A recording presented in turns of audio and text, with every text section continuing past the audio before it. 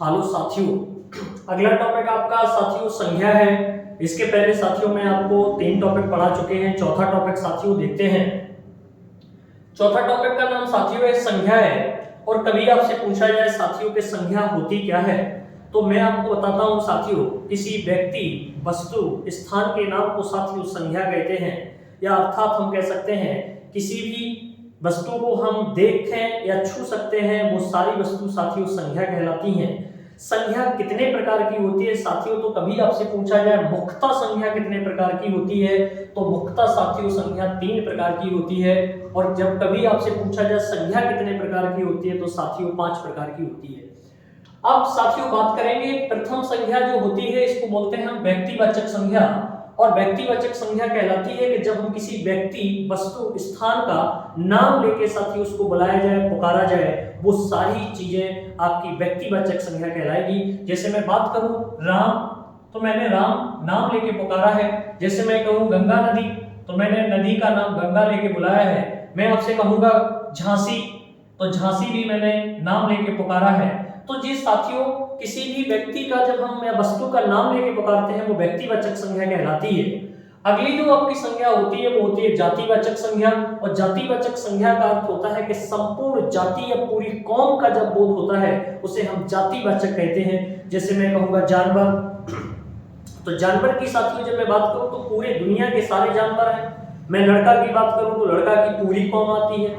लड़की की बात करूं तो पूरी कौम आती है।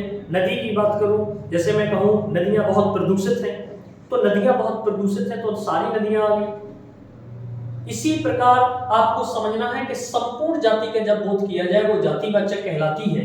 अब इसी में आपको देखना है कि जब भी कोई भी प्राकृतिक घटना घटित होती है, जैसे बादल फटना, वर्षा होना, बिजली तड़कना, तो इस प्रकार की जब घटनाएं हों, या कुर्सी, मेज, इस प्रकार की जो फर्नीचर से निर्मित वस्तु होती हैं, वो सभी आपको जातिवाचक संज्ञा में रखना है और ये जातिवाचक संज्ञा होती है।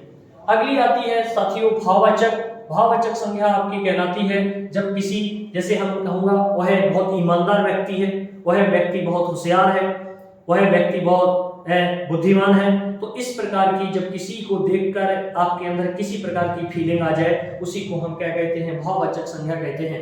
आपके पास कोई अच्छा व्यक्ति आया, आप उसको देख के खुश हो जाते हैं, या कोई व्यक्ति आपके पास आता है तो किसी व्यक्ति से आपको घृणा हो जाती है, ऐसी भावनाओं को हम क्या कहते हैं, भाववाचक संज्ञा कहते हैं। जैसे हमने आपसे कहा मीठा, मिठास भाववाचक संज्ञा है। हमने कहा ईमानदार भाववाचक संज्ञा है। किरोध भाववाचक संज्ञा है।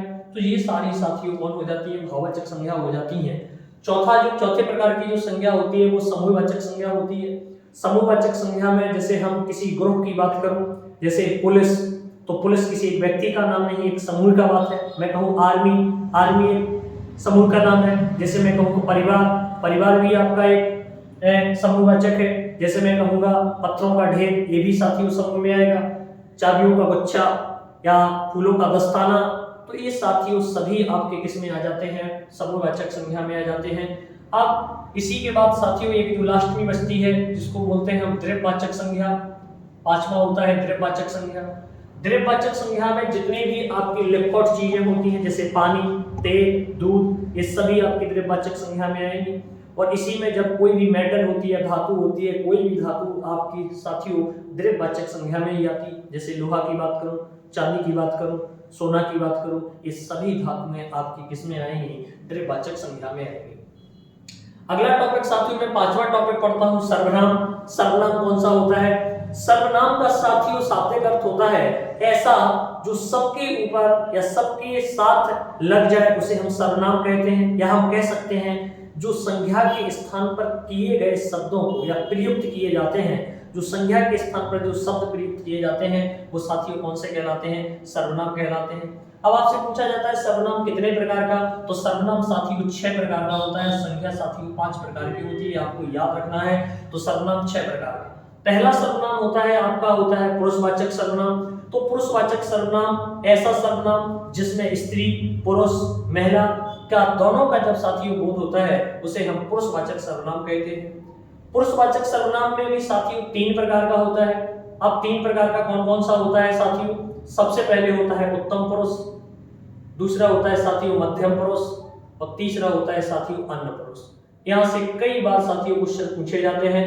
उत्तम पुरुष में साथियों मैं और हम आ जाता है, मध्यम पुरुष में साथियों तुम आप आ जाता है, और अन्य पुरुष में यह वह ए और बे आ जाता है। या आपने कभी अंग्रेजी पढ़ी होगी तो आपने देखा होगा first person, second person, third person, तो इन्हीं को हिंदी में हम बोलते हैं उत्तम पुरुष, मध्य पुरुष और अन्य पुरुष।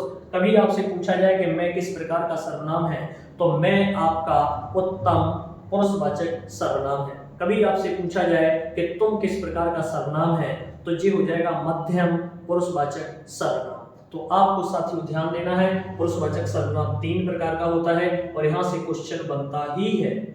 अगला साथियों आता है निश्चयवाचक सर्वनाम। निश्चयवाचक सर्वनाम में आपको देखना है किसी भी वस्तु या मात्रा आपको निश्चित क्वांटिटी आपको दी गई होगी। जैसे हम आपसे कहें वहां 4 आदमी थे, तो वहां निश्चित बताएगा कितने आदमी थे साथियों, 4 आदमी थे। यहाँ हम आपसे पूछेंगे यह किताब मेरी है, तो इस किताब पर मेरा अधिकार है। हम साथियों कहेंगे ये पेन मेरा है, तो इसको भी हम क्या कहेंगे, निश्चयवाचक सर्वनाम कहेंगे। आपसे एक आता है तीसरा होता है अनिश्चयवाचक सर्वनाम। अनिश्चयवाचक सर्वनाम के इसके 2 होते हैं पहचानने का तरीका, एक तो कुछ लगा होता है और दूसरा साथियों कोई लगा होता है। जैसे मैं आपसे कहा कोई आ गया, अब कोई आ गया आपको बिल्कुल पता नहीं है, आपसे कहेंगे कुछ खा लीजिए, तो जो कुछ है तो कुछ भी साथियों अनिश्चितता को दर्शाता है, तो इसमें कुछ और कोई जब आ जाए तो ऐसे शब्द अनिश्चितता को दर्शाते हैं। चौथा प्रकार का जो सर्वनाम होता है इसको बोलते हैं प्रश्नवाचक सर्वनाम। प्रश्नवाचक सर्वनाम में कभी, क्या, कब, क्यों, कैसे, जब किसी से क्वेश्चन किया जाए, प्रश्न किया जाए और बाद में क्वेश्चन मार्क चिन्ह लगाना है, ऐसे को हम क्या कहते हैं, प्रश्नवाचक सर्वनाम। आपका क्या नाम है, आप कहाँ रहते हैं, क्या करते हैं, क्या खाते हैं, तो ऐसे सवालों को हम क्या कह सकते हैं, प्रश्नवाचक। अगला होता है आपका संबंधवाचक। तो संबंधवाचक में क्या होता है, इन शब्दों के पहले जो या सो, जैसा, वैसा, ऐसी चीजें जब आपकी लगी हो तो उनको हम संबंधवाचक सर्वनाम कहते हैं। जैसे मैं उदाहरण देता हूं, जो आया है सो जाएगा, जो आया है सो जाएगा, जो जैसा करेगा सो वैसा पाएगा, तो ऐसे शब्दों को क्या कहते हैं, संबंधवाचक सर्वनाम कहते हैं। अगला होता है साथियों छठवां होता है निजवाचक सर्वनाम। निजवाचक सर्वनाम का अर्थ है अर्थात अपने आप के लिए ही ये उपयुक्त किया जाता है। जैसे मैं यह काम अपने आप कर लूंगा, मैं यह काम स्वयं कर लूंगा, तो स्वयं के लिए हमेशा निजवाचक सर्वनाम आता है। तो साथियों ये आपका सर्वनाम टॉपिक कंप्लीट हुआ। अगला साथियों, अगला जो टॉपिक होता है हिंदी में क्रिया होती है। क्रिया का अर्थ होता है साथियों किसी कार्य को करना या होना पाया जाए, उसे हम क्रिया कहते हैं। और क्रिया हमेशा आपने देखा होगा प्रत्यय जो शब्द के बाद में लगे होते हैं, तो इसमें ना प्रत्यय लगा होता है वो आपका क्रिया होता है। जैसे हम लड़ना, खेलना, पढ़ना, लिखना, तो लास्ट में जब आप देखेंगे साथियों तो ना प्रत्यय लगा होता है, वो क्रिया होता है। अर्थात किसी कार्य को करना या होना पाया जाए वहां क्रिया होती है।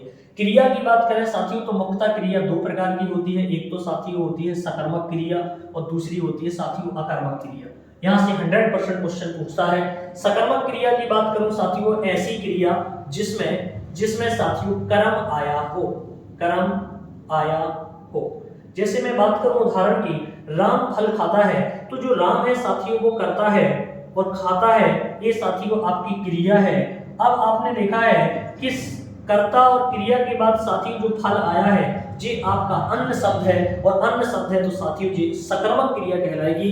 अर्थात कह सकते हैं कि कर्ता और क्रिया के बीच में जब कोई अन्न शब्द आ जाए वो कौन सा कहलाता है, आपका सकर्मक। इसमें कर्म आया है तो ये सकर्मक क्रिया।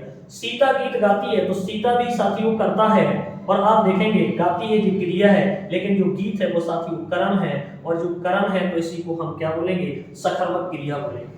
अगला जो अकर्मक क्रिया होती है, अकर्मक क्रिया में साथियों कभी भी कर्म नहीं आता है, इसमें कर्म नहीं आता है, इसमें सिर्फ आता है तो कर्ता और क्रिया ही होती है। आप जैसे उदाहरण में देखेंगे राधा रोती है, तो राधा आपकी कर्ता है और रोना ये आपकी क्रिया है, तो आप देखेंगे कि इसमें कर्ता और क्रिया ही आई है, बीच में कोई अन्य शब्द नहीं आया है, तो इसे हम क्या बोलेंगे, अकर्मक क्रिया बोलेंगे। मोहन हंसता है, मोहन करता है, हंसना एक आपकी क्रिया है, तो इसको भी हम क्या बोलेंगे, अकर्मक क्रिया बोलेंगे। साथियों यदि हमारे ये वीडियो और छोटे माध्यम ट्रिक के माध्यम से सब्जेक्ट समझ में आ रहे हैं तो लाइक सब्सक्राइब साथियों जरूर करें। अपने दोस्तों तक भी साथियों इस वीडियो को भेजें जिससे आप सभी इस के माध्यम से चैनल के माध्यम से देख सकें। अगला टॉपिक साथियों आपके सामने मैं प्रस्तुत करता हूं।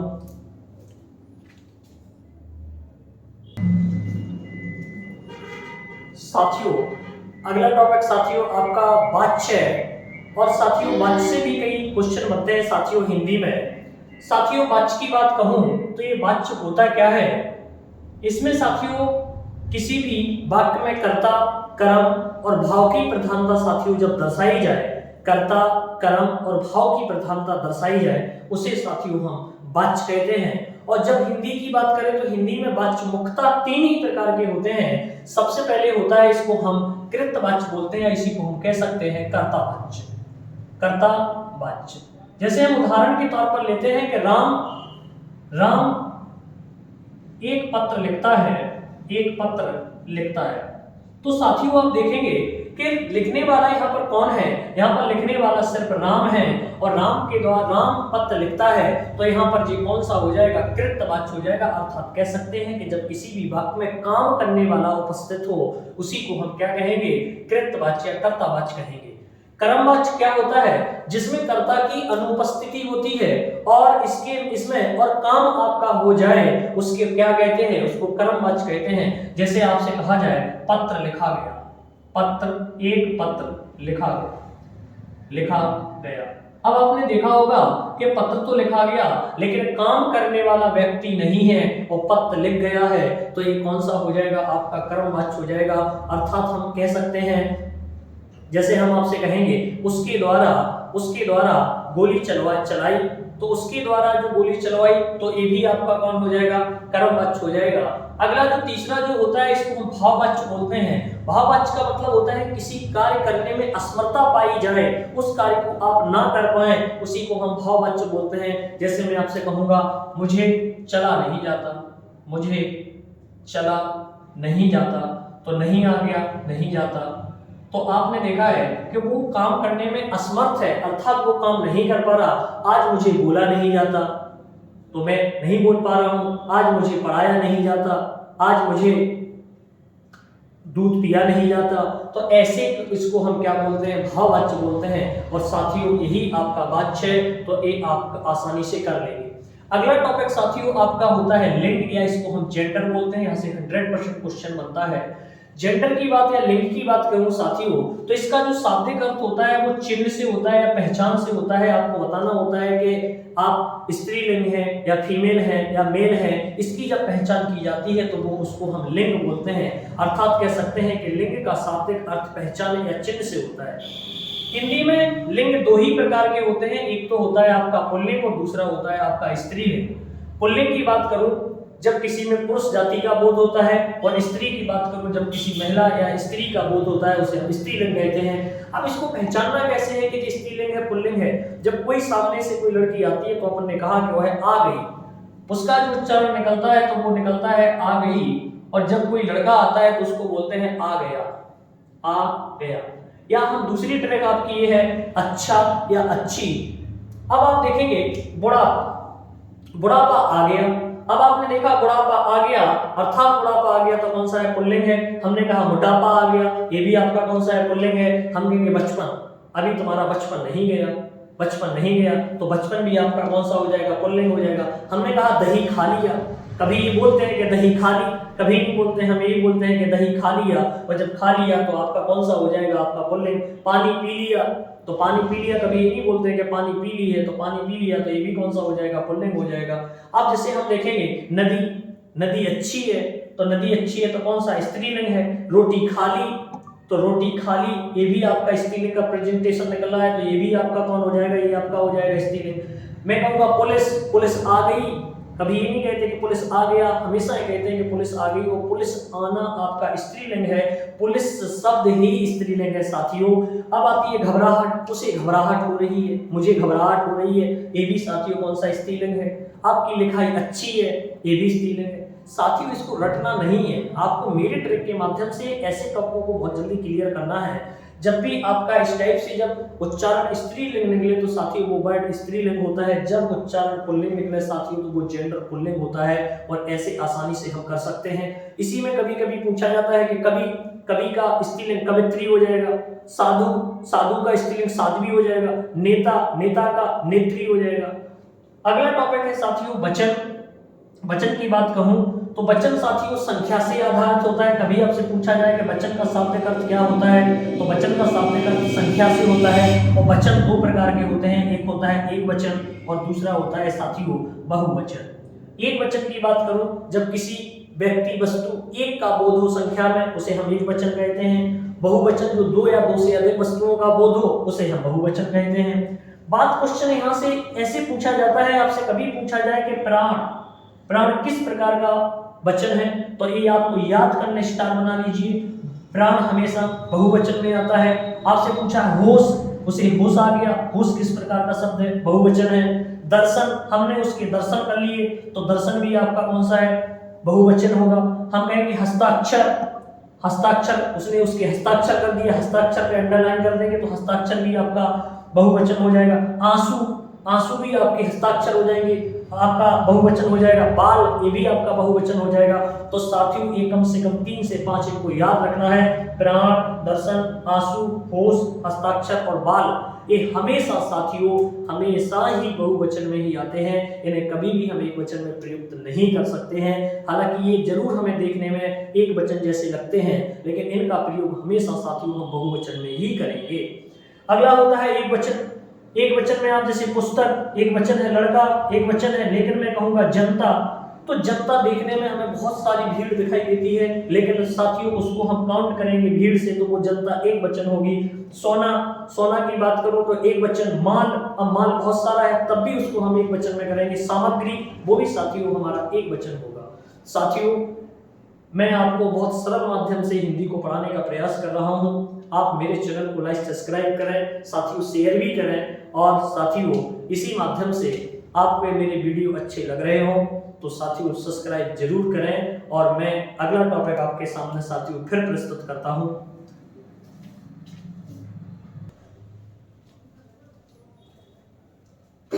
साथियों अगला टॉपिक हिंदी में साथियों आपका होता है कारक। कारक की बात करूं साथियों तो कारक हिंदी में 8 प्रकार के होते हैं। कभी आपसे पूछा जाए कारक हिंदी में कितने प्रकार के होते हैं, तो साथियों हिंदी में कारक 8 प्रकार के होते हैं। इनकी बात करूं तो सबसे पहले साथियों कर्ता की बात करूं तो कर्ता में जो विभक्ति निकलती है वो ने निकलती है, तो कर्ता ने। कर्म में साथियों को विभक्ति निकलती है। कर्ण में साथियों से के द्वारा निकलती है। संप्रदान में के लिए निकलती है। और संबोधन में काकी के निकलती है। अपादान में भी से निकलती है। साथियों अपादान में जब से निकलती है तो अपादान में अलग होने के अर्थात अलग होने के अभाव में निकलती है। जैसे मैं आपसे कहूं पेड़ से पत्ते गिरते हैं, तो जो पेड़ से पत्ते गिरते हैं तो जो पेड़ है, जो पेड़ से जब पत्ता गिरेगा तो पेड़ से जो पत्ता बिल्कुल अलग हो जाएगा उसे हम क्या कहेंगे, उसे हम अपादान कारक कहेंगे। जैसे अगला जो आपका है अधिकरण कारक। अधिकरण कारक में मैं पर होता है। जैसे मैं कहूं कि पेड़ पर पक्षी बैठा है, तो जो पेड़ पर बैठा है जो पर आ जाए तो कौन सा कारक होगा, अधिकरण कारक। एक होता है संबंध काकी के, तो संबंध काकी के दर्शाना हो तो आपका संबंध होगा। संबोधन हे, अरे, ऐसे आ जाए तो ये आपका कौन होता है, संबोधन कारक होता है।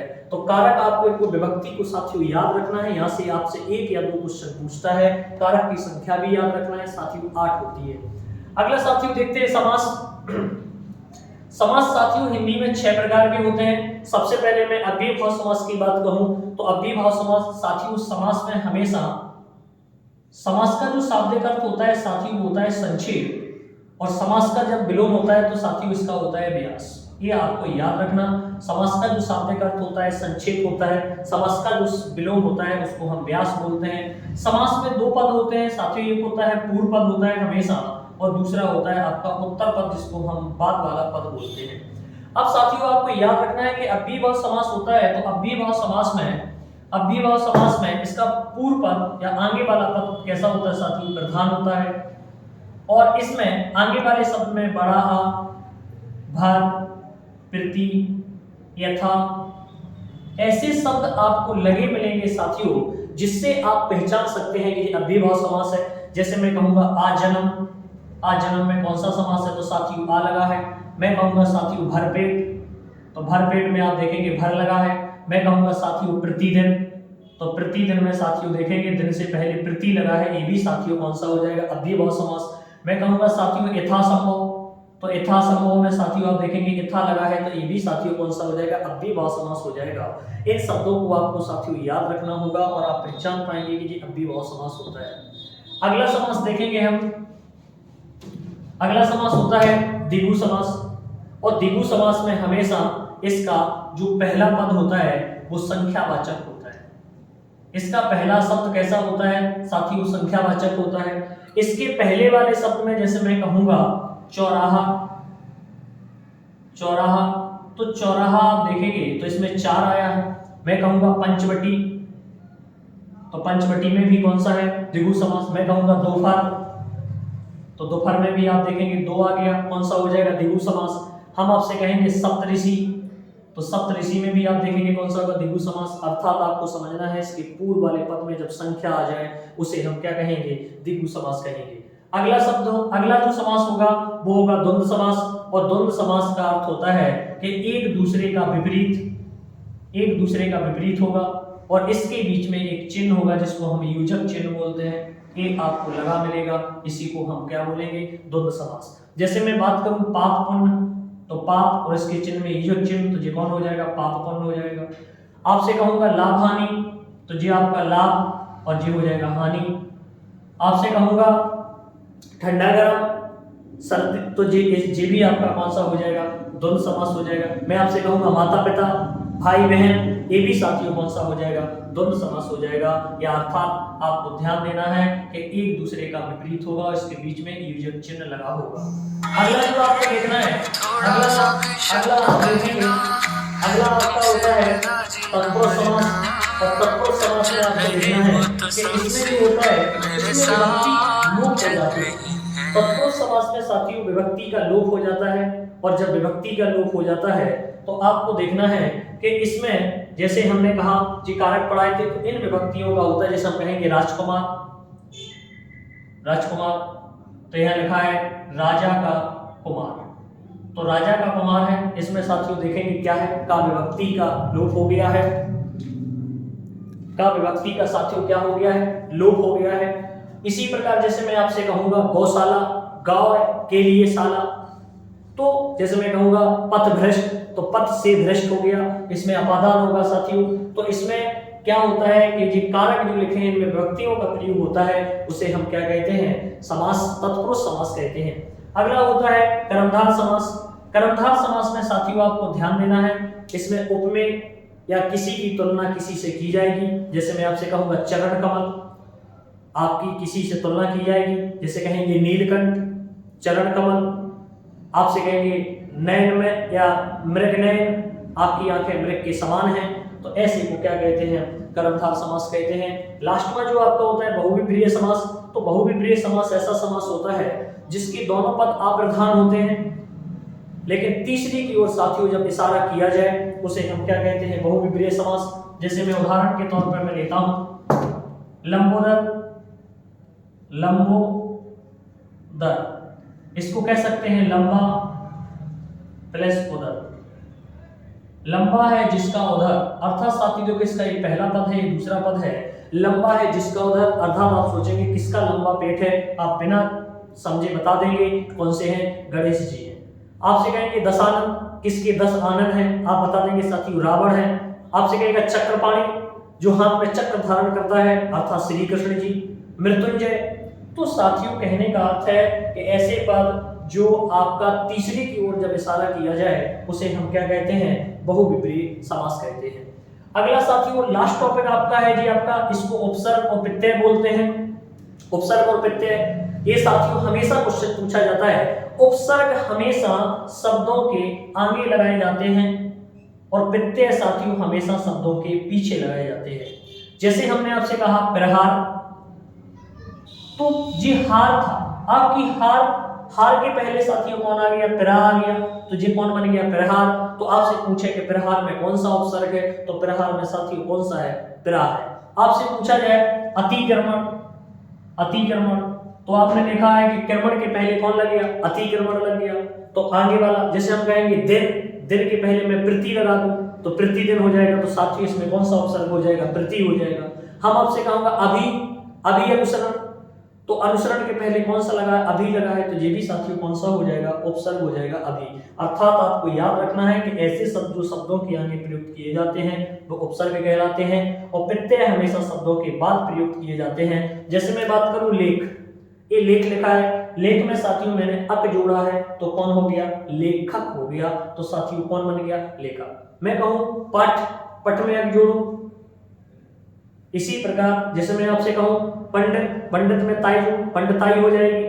तो साथियों इनके जो पीछे जोड़ने से जो शब्द बन जाता है उसको मैं क्या कहूं, उसको प्रत्यय कहूं। साथियों यदि मेरे हिंदी की वीडियो आपको पसंद आ रही है तो साथियों लाइक सब्सक्राइब जरूर करें, ये साथियों आपका प्रेम है। और इसी माध्यम से शॉर्ट तरीके के माध्यम से मैं और वीडियो आपके सामने साथियों लाते रहेंगे और बहुत जल्दी आपके सामने तक प्रस्तुत होंगे। साथियों तब तक के लिए बहुत बहुत धन्यवाद आप सभी लोगों का, और मेरे चैनल को जुड़ने के लिए आप लोगों का साथियों बहुत बहुत धन्यवाद।